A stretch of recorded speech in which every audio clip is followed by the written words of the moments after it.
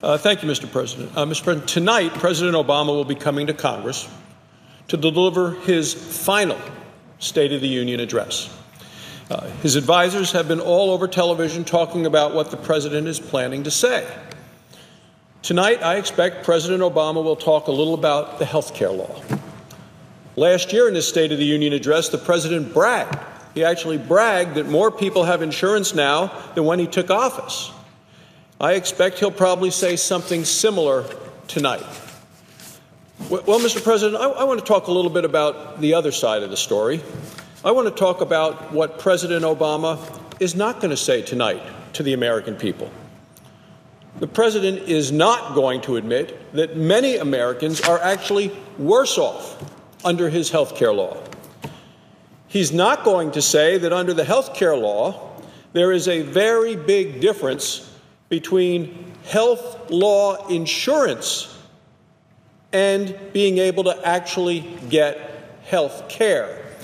The president focuses on the word coverage, and as a doctor, I focus on the word care. Now, the New York Times had an article about this just the other day.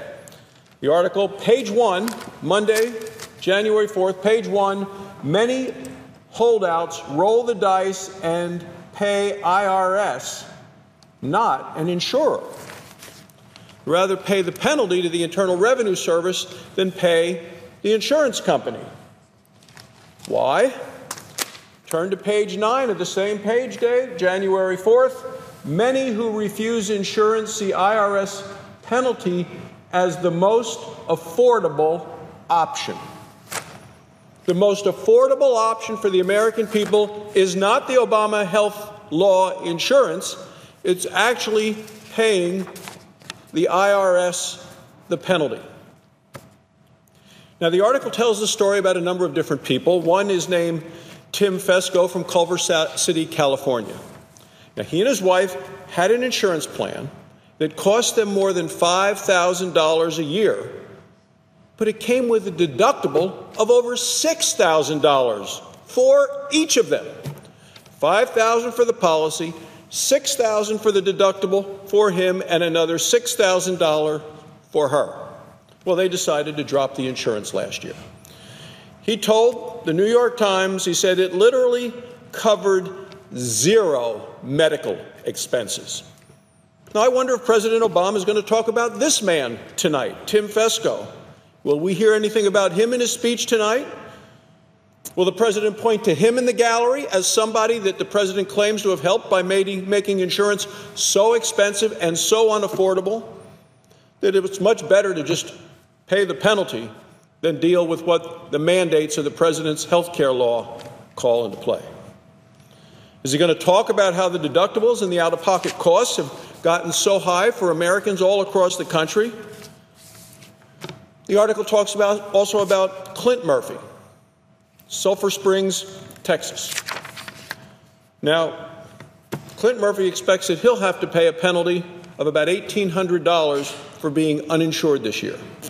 The article says, he said, in his view, paying the penalty, is worth it if he can avoid buying the president's law health insurance, a policy that cost $2,900 or more.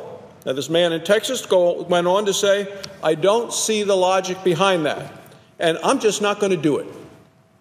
Is President Obama going to talk about these people, people who think that it's better to pay the steep IRS penalty than buy the president's expensive and, in many ways, useless insurance? There are millions of Americans in this same situation as Clint Murphy, as Tim Fesco, and other people who are mentioned in a story in the New York Times. And if the New York Times is writing about it, they are supporters of the health care law. Even they are pointing to the damage that this very unpopular law continues to do to the American people. According to a report by the Kaiser Family Foundation, about 7 million Americans were finding it cheaper to pay the tax penalty than to pay for this unusable insurance. Now, I mean, look at this chart. Of those people who don't get subsidies, not eligible for subsidies, 95% would pay, all these people would pay less for the tax penalty than for the Obamacare bronze plan, which is the cheapest level plan that there is. So, for people who don't get a subsidy from Washington, 95% of them would pay less by paying the tax penalty than they would for an Obamacare bronze level plan with high deductibles and high copays, so high that the people who look at it say it is unusable. Now, remember again, these bronze plans are the cheapest option, and people are just saying no, because even the cheapest option under Obamacare is more expensive than dropping insurance and paying the penalty. Bronze plans are the ones most likely to have a $5,000 to $6,000 deductible per individual on the plan. Do we expect President Obama to talk about any of these things tonight, or any of these people that have been harmed by his law? You know, after the president gives his State of the Union address, much has been made that he's going on a tour of America. He's going to visit Baton Rouge, Louisiana, Omaha, Nebraska. What the president may not know, and certainly won't mention, is how much Obamacare premiums have increased in those states he's going to visit. In Louisiana, prices for the benchmark silver plan on the Obamacare exchange went up over 9% this year. In Nebraska, the same benchmark silver plan rates went up almost 12% this past year. Now that's for the people who are willing to actually shop around and switch their insurance from last year to try to hold down the costs. Remember when the president said, if you like your plan, you can keep your plan? Well, if you only want a 9% or a 12% increase, you can't keep your plan. You got to shop around and try to switch to a different plan. Maybe even change your doctors or the hospitals you go to.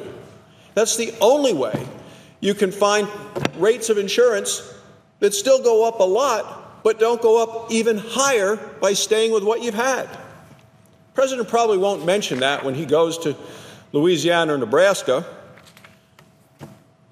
He probably won't mention either that the Obamacare co-ops in both of the states that he's visiting collapsed last year. Fundamentally collapsed. Tens of thousands of people lost their insurance that they had in those states. And now taxpayers are on the hook for over $100 million.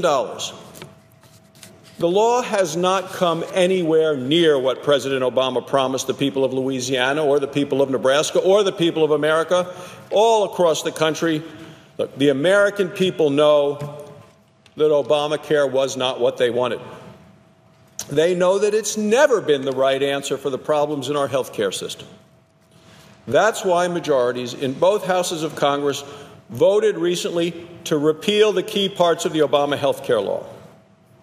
We passed the legislation, we sent it to the president's desk, and when President Obama vetoed the bill, he rejected the judgment of the American people. In his speech tonight, now I expect the president to continue to pretend that there are no problems at all with American health care under his law. Well, Republicans are going to keep offering solutions to fix health care in America. Almost 6 years ago, President Obama sat down with members of Congress to try to sell us on his health care law. I was part of that roundtable discussion.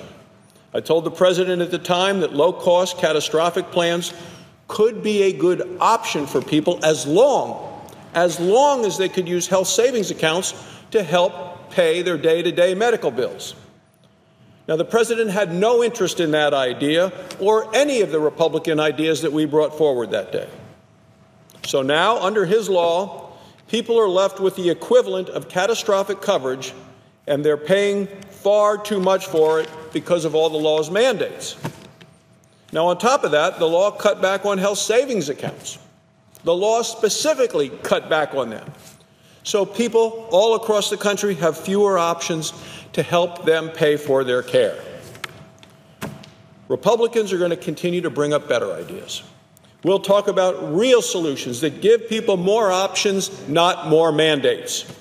We'll talk about the ideas that help people get the care they need from a doctor they want at lower costs, not just, as the president talks about, coverage that most Americans find they cannot use. Tonight, President Obama is probably going to make a lot more promises. When he does, I think everybody should remember Clint Murphy from Sulphur Springs, Texas, who doesn't see the logic in paying overpriced Obamacare insurance. They should remember all of the broken promises from the health care law and all the hardworking Americans who've been hurt by the Obama health care law. Even though President Obama won't admit it tonight, America can do much better. If the president won't say it, then it will be up to Congress to lead on the issue. That's exactly what Republicans intend to do. President Obama's speech tonight will be looking to define his legacy. Tonight and for the rest of the year, Republicans will be offering solutions for the American people.